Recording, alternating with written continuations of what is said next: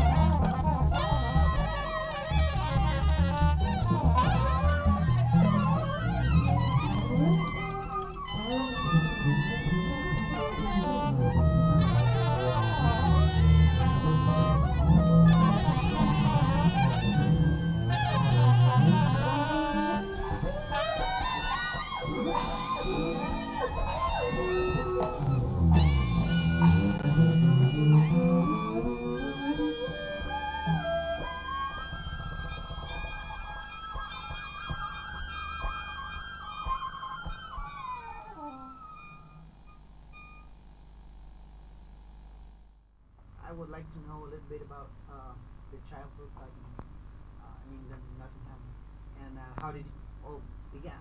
I'm a Londoner actually. Huh?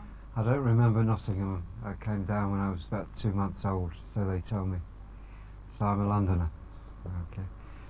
And enforced piano lessons, things like that you want to hear about, yeah? I was made to play piano when I was very small. And being as I was made to play, I didn't want to do it. And also violin, so I had some theoretical knowledge, which I suppose was a help later on. But I gave up both instruments when I was old enough to say no, you know, and wasn't really interested until I was about 16, and I bought a clarinet. My grandfather had given me some money, and then I saw a clarinet and I said, that's what I want to do. And it's worked. I played clarinet, and then I bought a tenor saxophone, left school because I had to pay for the tenor, and I was doing gigs pretty much straight away actually. Pubs in London, traditional jazz, Dixieland, and then into soul music. Went to Germany with a soul band, got ripped off, stayed out there, joined an Irish band, cricket show band, did all kinds of music. That worked a lot. And then did the soul scene with a band called the Soul Pushers, some West Indian guys, for a couple of years, I guess. And started getting into more improvisation, modern jazz, free jazz, call it what you like. And joined Bluesology, did a couple of years with them, with Long John Baldry. And then I went up to Barry Summer School, which is a jazz school that still exists, I think. And I went up with Mark Sharrick, who I was playing with in Bluesology, trumpet player. And I met Keith Tippett there, and Nick Evans, and we formed a band straight away at the jazz school, and came back with a band that was ready to work, and it started to work straight away. And worked well for 2 or 3 years, and that sort of amalgamated into Soft Machine. The brass section joined Soft Machine for a tour, because music was being written for a brass section. And I stayed on. The other, Nick and Mark, joined the Brotherhood of Breath, which was starting at that time, South African band. And I stayed with Soft Machine for 3 years. And how's the experience playing jazz in England, basically? I mean, how do you manage now, to deal with that? Now? Back at the beginning of your career and now? There seemed to be, I think it was healthier then. I think there was there was space for a new band, which wouldn't happen these days. I mean, we're working straight away. I mean, it's a pretty good band, yeah, but we were young, and that doesn't happen these days. And if you're talking early 70s, mid 70s, I was doing a lot of work in France and Italy, in the UK. I mean, I got a bigger band, a 9-piece band together, which was working. Right? It was busy. Nine Cents it was called, and that you couldn't do today. So it was, in fact, it was a good time. There were a lot of Communist Party festivals in Europe, in Italy and in France, with serious money, and they loved to put on festivals, and we were doing that a lot. And I was working with a quartet with Louis Maholo, Keith Tippett and Harry Miller in Holland, doing maybe 3-4 tours a year. I mean, it was working solid. That particular quartet was busy. And again, it's hard to get a tour together now. Like, a tour consists of maybe 5 or 6 gigs now. But, I mean, we were working a month on the road, and that was quite common. You know. That doesn't happen anymore. So I don't think subsidy is decreased. It's just that administration has grown, and it sucks up all the money. I mean, they create jobs for themselves and you know, forget what they're dealing with, actually. So I think that's a common complaint globally. But I mean, administration is the growing industry these days, and what they're supposed to be administrating gets ignored. Yeah, but on the other hand, there are like more and more students studying specifically jazz at the different universities in the world, America and Europe. Yeah, but I mean, and they don't know where to play. I mean, well, this is it. There's a lot of money going into education, and I mean, how do you teach jazz apart from teaching the history of jazz? So that's what they teach. They teach business studies and history, because the essence of jazz is experiential. I mean, you can't teach it, and those perhaps that are teaching it have never done it. And it's a malaise of this last maybe 2 generations of musicians.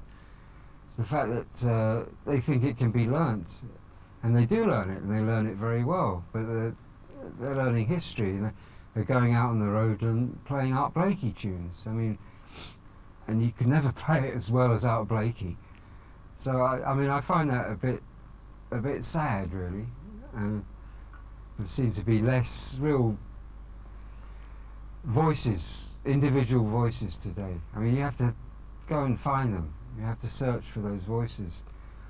You get a lot of style is being taught, fashion, style, and history. And I think it's not a particularly creative time for so-called jazz music, because the essence of it is being missed. It's not being understood. and what do you think about the record labels regarding the jazz matches? I mean, like, each time there's a jazz festival, a lot of people go there to listen to jazz, and there's a lot of people, there are a lot of fans of jazz. And on the other hand, I mean, it's every time I have a chance to talk to the record labels, I said it's not a business for us, jazz. It's just like classical music. So what do you think about that? It's the same in Europe, just like in America? Yeah, there's a lot of small labels which have come about because the majors stopped doing anything experimental in 1970 when the accountants came in and the mergers were happening, so there were just the big boys left, and A&R men kind of disappeared, and musicians had very little say into what went on. Products was being talked about, and units were being sold, and it was an important change. I mean, there was a lot of good rock and roll happening in the studios, being created in the studios, and musicians could kind of do what they liked once they got the space. and that would never happen these days. I mean, people spending a lot of time in the studio actually forming a band and making music from nothing in a studio. That doesn't happen anymore.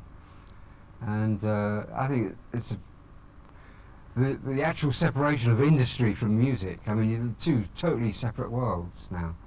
Whereas it wasn't at the end of the '60s. There was a meeting of minds, and that big separation has done a lot to, well, it certainly hasn't helped music anyway. So therefore the necessity for small labels, which was, I mean, product is there. The product is there because you can do it yourself these days, and that's not a bad thing. But there's an awful lot of product out there. And how do you face the creativity process? I mean, when you just have a composition on your mind and you just begin to play and you improvise, do you like to rehearse or not? Do you just enjoy going? Oh, it depends on the nature of the music. I mean, I think I place importance in people rather than composition. If you get the right set of people, I mean, you make your own composition as you make music, and it's quite rare. If I've got a bunch of people I like to play with, and I know it's going to work every time, and I'd rather look at it like that. But I'm kind of fortunate in a way. I've got 4 or 5 record companies that were small, though they may be, will actually put out stuff that I send them, or I can, so that if I have a particular project, I can certainly put it out, and that's I feel fortunate for having that opportunity.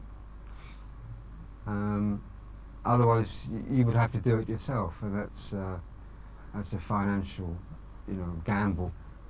And you don't really get your money back because you've got to find your own distribution, and that's the musician doesn't have the time for all that. We shouldn't. And I would like you to tell us about your name. I mean, the anecdote of Elton John and your name. Well, it's just that we were in bluesology together backing John Baldry, and he wanted to go solo because he wasn't allowed to sing in that band. There were three singers out front, and he got frustrated, so he wanted to go solo, and his name was Reg Dwight. It's not a very good showbiz name, is it? So he stole. And the last one now, it's what's music in your life? What music in your life? It's always been my path throughout my life. I haven't really. It's only questions like that make me sort of look at it, because I've just been doing it for 35 years, whatever, nearly 40 years, and I haven't let other things distract me from it. So life's just been simple because that's all I've ever done. So I haven't really intellectualized about it. It's been my life, and it is part of my total existence. I mean, I don't think of it separately at all as a career. That's a new word that the jazz schools have taught the new generation, career, which is weird, because I mean, if you're looking at it as a business, I mean, you've made a big error from the start, because you're not going to make any money anyway. So but I hear that word so much, and it's a word that wasn't in our vocabulary at all when we were coming through the ranks, if you like. It's strange. Yeah.